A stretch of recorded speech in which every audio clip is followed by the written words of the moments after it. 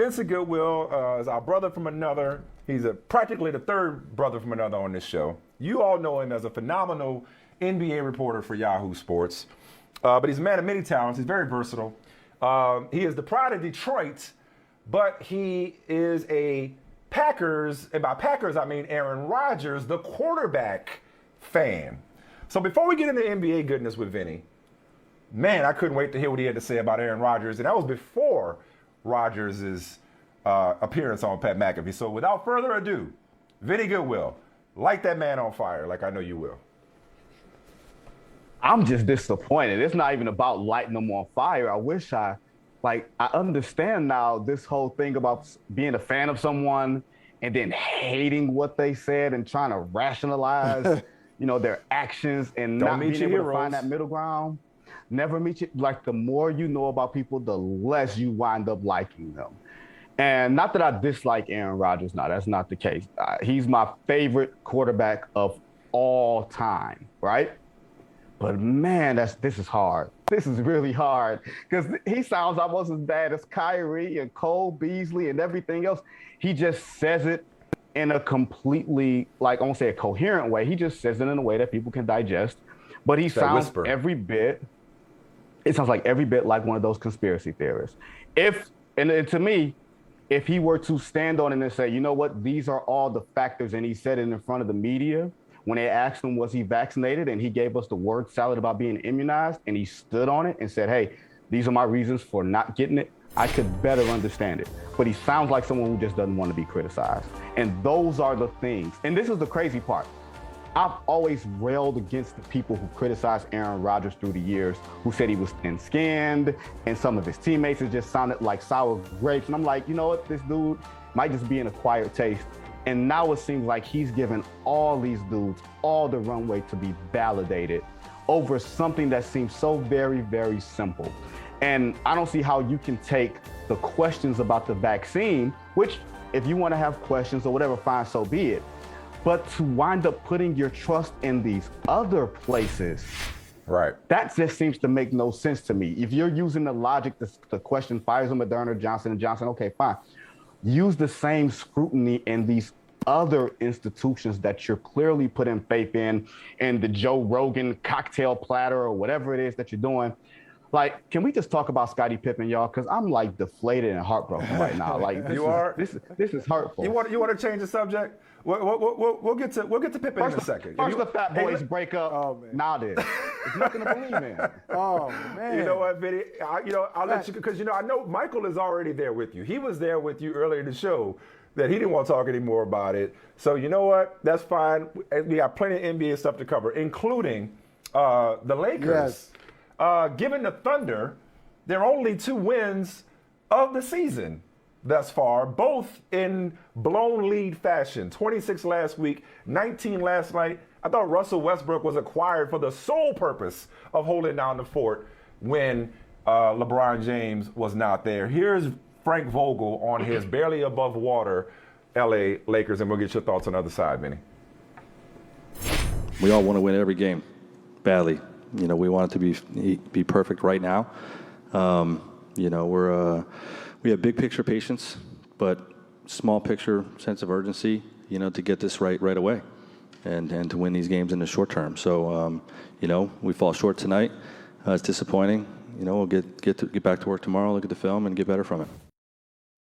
Everybody's trying to take this big picture view with the Lakers. We know, Ariza, LeBron, THT, they're not there. Their whole team hasn't been there, guys, in and out of lineup, small sample size, yada, yada, yada, yada, yada. For Russell Westbrook, and maybe this is picking on Russell Westbrook or piling on Russell Westbrook, but the way that game finished last night, the way he ended that game, he was brought here to not do that. He was brought here so LeBron could rest or be hurt and they not miss a beat. How fair is it to criticize Russell Westbrook this early in the season, Vinny? If not him, who? If not now, when? I'm not going to wait till June to have a discussion about Russell Westbrook doing the things that everybody was afraid that he would do when you made this move. You're talking to someone who was a devout Russell Westbrook defender until maybe 2015 or so. And then the turn happened because I felt like We didn't want to criticize Kevin Durant. We wanted to criticize Russell Westbrook. He was the easy target. And then all of a sudden, Russell Westbrook made himself out to be this person who wanted to rage against the machine, right?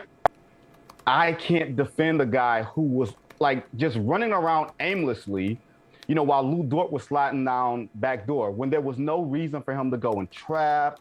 He wasn't even trapping SGA. He was doing nothing. And then, you know, the pull-up three from the wing that we see him do all the time, but we hardly can ever remember him making.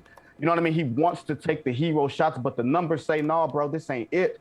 I get the Lakers' understanding of, you know what? We're going to get someone to eat up shots and minutes and games and be able to win you a game when LeBron James is hurt.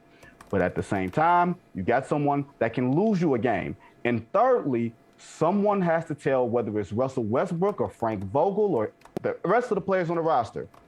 We need to run this thing through Anthony Davis, especially while LeBron is hurt. Anthony Davis won't say it, won't do it. So somebody has to be the mature person to tell Russell Westbrook, I know you're home. I know you're excited to be here and to be a Laker, but you can't do the things that you used to do and expect to have success at your age with your usage and your turnovers and your bad decision making. He too old for somebody to have to tell him this. Y'all ever had your mama tell you something when you like 12 or 13? I say it to my You kids. too old for this. You too I do old. too. Benny, you too I'm old for this. You too old for me to have to tell you to flush the toilet. Oh my God, Benny, you're hitting too close to home. Ooh.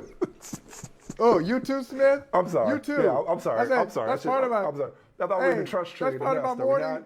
That's part of my morning routine. I go upstairs to the boys' room, and be like, yo. Why I gotta keep telling you to lift the toilet seat? Flush the toilet. Anyway. Yeah. Hey, Yeah. Benny, you gave me an idea. You started talking about a flawed player who needs to get himself together. You're talking about Russell Westbrook. You could have been talking about Ben Simmons. Your take on the latest in this episodic journey between Simmons and the Philadelphia 76ers. What's your latest? What do you think of the latest on what's happening there? It's an endless game of Tom and Jerry, man. Like, what are we doing? Like, it seems like neither side wants to acknowledge the other side's beefs, the other side's valid questions. Each side has valid questions. Ben Simmons and his side has valid issues. Daryl Morey and the Philadelphia 76ers have valid issues, and nobody wants to budge. So we're going to play this endless game of Tom and Jerry. You act, I react. And unless the union steps in or the league steps in, because you can't play games with mental health on either side. And I don't know, guys, I don't know if the 76ers should have access to Ben Simmons' mental health records. I don't know, I feel like I should say, hey, that's HIPAA. You know what I mean? I don't know Might be. if that is, I won't say ethical, or if that's right. But at the same time, do we feel like Ben Simmons has valid mental health issues that can be rectified in the way that he's trying to do it? It's all a whole bunch of questions, and nobody looks good. This saga needs to end as soon as possible. And I'll tell you this, if David Stern were here, this would have been done 2 weeks ago, because he would have pulled Daryl Morey into a room, Ben Simmons into a room, and told them to fix it or get out of his league. Hey, like I said earlier, you can't heal where you got sick. Hey, we've seen now Monty Williams say, hey, I haven't seen any of this toxic workplace culture on my watch in Phoenix. I know Michelle Roberts, she may have even told it to you, Vinny, mentioned that, hey, nobody from the players' side has said anything. And obviously the association president, Chris Paul, is there. But we all know that doesn't mean a whole lot. Your thoughts, but also what you're hearing. Most important, what you're hearing. What's the buzz about this NBA investigation for an organization that was on the top of the world, or the top of the West, rather, just a couple of months ago, and now they're being probed by the NBA? What you hearing? Well, when you talk to ownership sources around the league, what they say is Sarver's a different type of dude with a morbid sort of sense of humor and everything else. And maybe they speak a certain language that they can sort of understand some of the quirks and weirdness that, he may exhibit when he's amongst them. And I find it very curious whenever someone says that's not the Robert Sarver that I know. You know what that says to me? That says to me that we can be two completely different types of people. The way that I am in front of my parents is a completely different way than I am in front of my friends, in front of my colleagues, in front of, women that I'm friends with or cool with or whatever. I can be completely different. So when people say, well, I've never seen him say the N-word.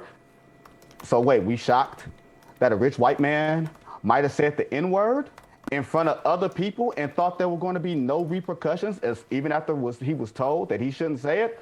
Oh, the horror. Oh, my God. Are you guys shocked as I am? Clutches pearls. clutches pearls. Oh, man. All right. I got one more thing I wanted to hit with you.